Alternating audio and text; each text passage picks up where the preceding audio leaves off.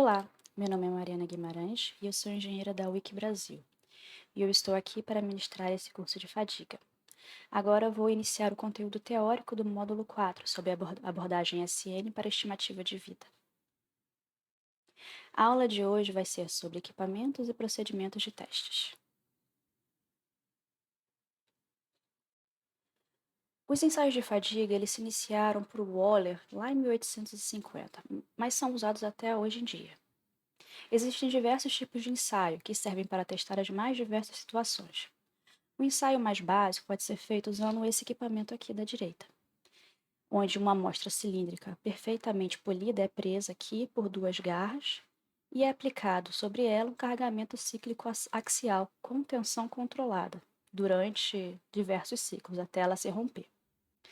Mas os ensaios também podem ser mais complexos, quando a gente considera sistemas também complexos, como um sistema de suspensão de carro, tratores, até estruturas de aeronave como um todo. Um ensaio de fadiga, ele fornece informações importantes sobre o material, características como o limite de fadiga. E aí a gente tem mais conhecimentos, né, sobre o processo de fadiga como um todo, né? Com esse conhecimento a gente consegue fazer projetos de componentes mecânicos muito mais válidos e viáveis.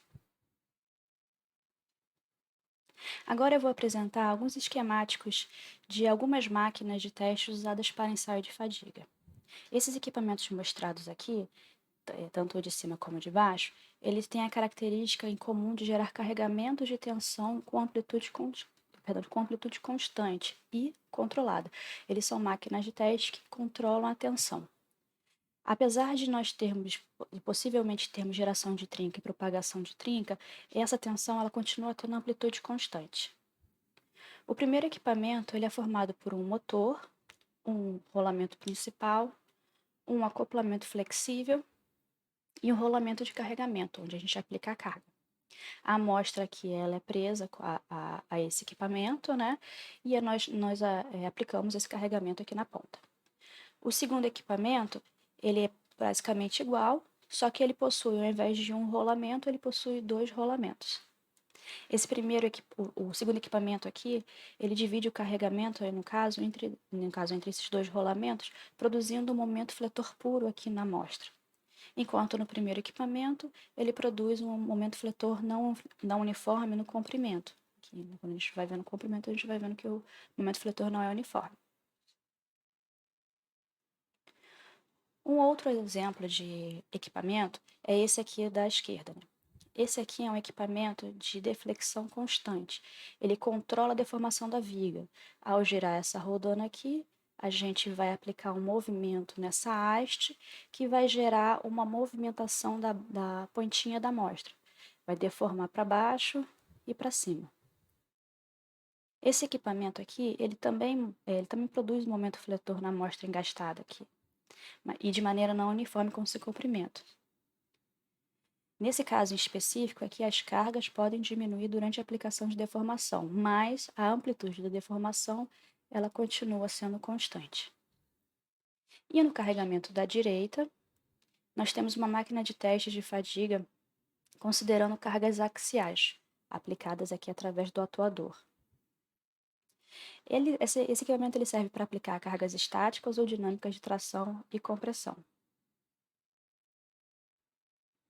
Os corpos de prova. Os corpos de prova usados nos ensaios, eles podem ser de diferentes formas. Por exemplo, o primeiro corpo aqui é um exemplo de amostra usada para obter a vida total de fadiga. Ele não diferencia o tempo para iniciação de trinca e propagação. Ele só aplica-se as cargas nele, né? Ele forma uma trinca, a trinca se propaga, mas a gente não consegue visualizar e aí ele se rompe. Geralmente essa amostra aqui ela é utilizada naqueles primeiros equipamentos de controle de tensão. E é uma espécime com superfície bem polida para evitar efeitos de concentração de tensão. Em compensação, os três corpos de prova aqui de baixo, eles são usados para obter dados de propagação de trinca. Por isso, em todas as amostras são feitos entalhes, pequenos entalhes, né? Com raiz, essa pontinha aqui, com raios ínfimos, muito pequenininhos. Esses entalhes aqui, eles são criados justamente para a gente poder prever onde vai haver a formação de trinca, porque são pontos concentradores de tensão. Inicialmente, é feito um pré-teste em todos eles, nesses três aqui, onde se aplicam cargas cíclicas muito pequenininhas, apenas para se iniciar uma microtrinca aqui nessas pontinhas. Depois disso, aí sim o ensaio real acontece. O ensaio de fadiga para análise SN, ele precisa de um carregamento de amplitude constante, como esse do gráfico aqui. Podemos usar outras condições de carregamento também, mas para ser mais geral, a gente vai usar esse histórico de amplitude constante aqui. Aqui nesse gráfico a gente pode citar algumas nomenclaturas e grandezas bem comuns e importantes que são usadas na abordagem SN. Iniciando aqui pelo eixo vertical, onde a gente tem um sinal ST, de tensão com o tempo. A gente tem também no eixo horizontal o próprio tempo, né? Temos a amplitude da tensão, que é obtida a partir da metade da distância entre um vale e um pico, que está aqui representada, né?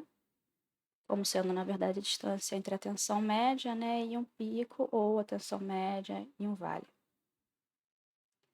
Temos a própria tensão média, que é a soma do pico com o vale dividido por 2. E temos os valores de S máximo, que é o valor do pico, S mínimo, que é o valor do vale. O sinal positivo do gráfico, ele se refere a cargas trativas, e o sinal negativo a cargas compressivas.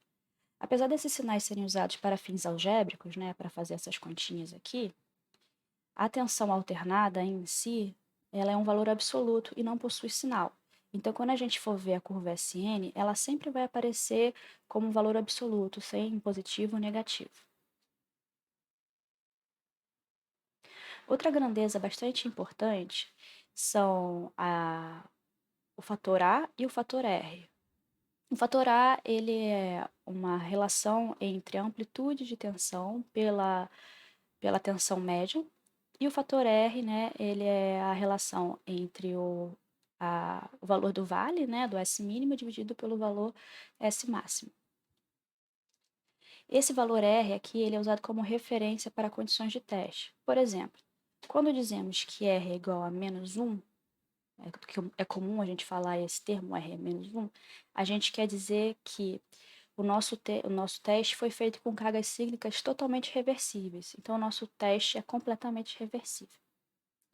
Quando a gente tem, por exemplo, R igual a zero, aqui, significa que o nosso S mínimo foi igual a zero, tendo somente valores positivos de tensão. Então, consideramos que as cargas cíclicas são de tração pulsante. Da mesma forma, né, se nós pensarmos que o R infinito, né, tem um S máximo próximo de zero, a gente tem o oposto, né, que é a compressão pulsante. E assim por diante. Cada um desses casos aqui são referentes a um tipo de teste. Então é isso, gente. Eu espero que vocês tenham compreendido bem os procedimentos de testes e amostras dos ensaios de fadiga. Na próxima aula, nós vamos para a aula 2 do módulo 4, onde vamos apresentar o comportamento da curva SN. Então, até breve e espero vocês na próxima aula.